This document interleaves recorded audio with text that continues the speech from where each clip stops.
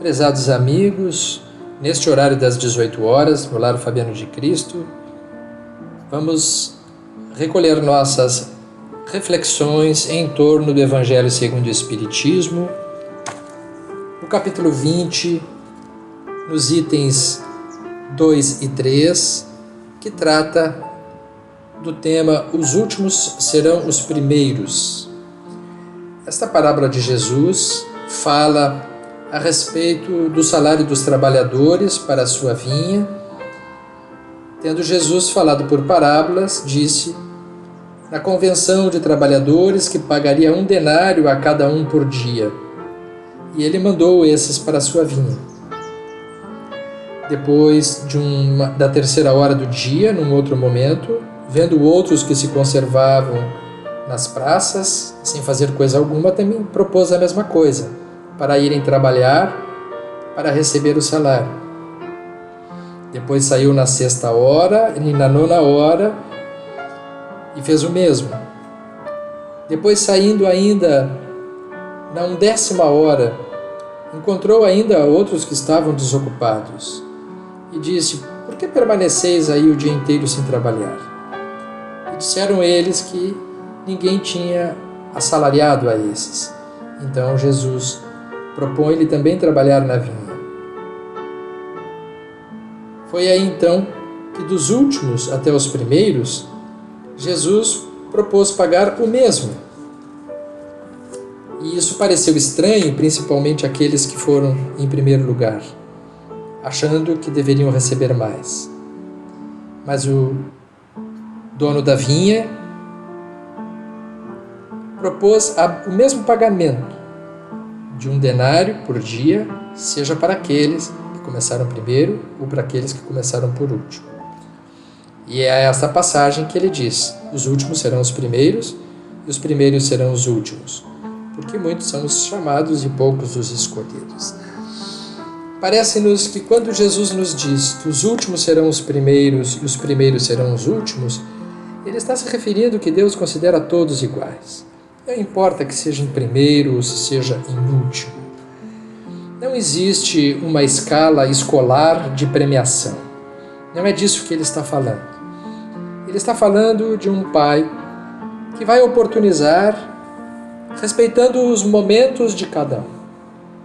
A primeira ou a última hora são apenas alegorias relacionadas aos níveis de amadurecimento e crescimento emocional e espiritual que cada um tem. Ele está dizendo que não deve nos animar a ideia de que eu fiz mais que o outro, eu mereço mais. Como se fosse uma ideia capitalista de Deus. Como se Deus fosse um grande capitalista que devesse premiar aquele que deu mais. Como é que nós podemos saber quem deu mais ou quem deu menos? Sob o ponto de vista espiritual, sob o ponto de vista interno, essa escala de valores ela é absolutamente individual. Aqui, no Evangelho segundo o Espiritismo, segundo as instruções dos Espíritos, temos no item 3 que Jesus gostava da simplicidade dos símbolos e na sua linguagem, essa colocação pode se referir em vários caminhos. O Evangelho prefere avaliar que aqueles que chegaram primeiro são os profetas, Moisés e todos os iniciadores. Chegaram primeiro porque estavam lá antes. Eram espíritos que chegaram numa etapa das reencarnações, numa condição evolutiva melhor do que outros que estavam ainda recém-iniciando o processo evolutivo. E marcaram as suas etapas de progresso. Depois vieram os apóstolos, depois vieram os mártires, os sábios, os filósofos, e aqueles por último que chegaram são efetivamente os espíritas. O espiritismo surge realmente depois de todas essas revelações que vieram em primeiro lugar. Então é justo que quem esteja chegando numa condição posterior àqueles que já estavam prontos num primeiro momento, esses também tenham as mesmas condições. É como se fosse numa família.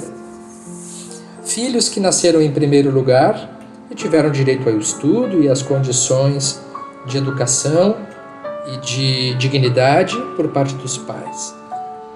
Se muitos anos depois esses mesmos pais tiverem mais filhos, eles darão as mesmas oportunidades, proporcionarão num regime de igualdade as condições.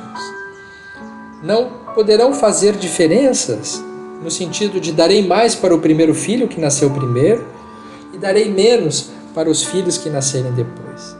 O pai ou a mãe que fizessem isso seriam injustos, porque estariam fazendo diferenças em relação aos seus filhos.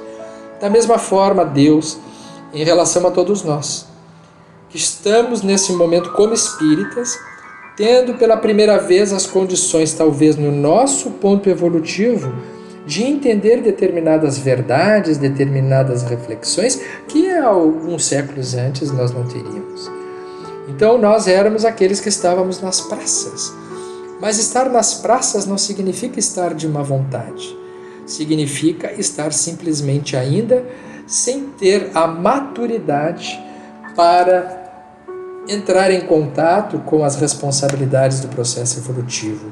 É como se fôssemos crianças, adolescentes ainda distantes das condições de maturidade de um adulto para entendermos que na vida nós precisamos de determinados momentos propícios para entendermos que aquele é o nosso chegado momento. Durante a nossa própria vida nós temos vários momentos de maturidade também. Nós temos momentos em que muitas vezes nós entramos em contato com um trabalho espiritual ou com uma atividade dignificante, mas ainda não estamos prontos para ela. Não estamos maduros. Muitas vezes nós estamos no trabalho espiritual e não sabemos direito o que aquilo significa. É preciso a última hora.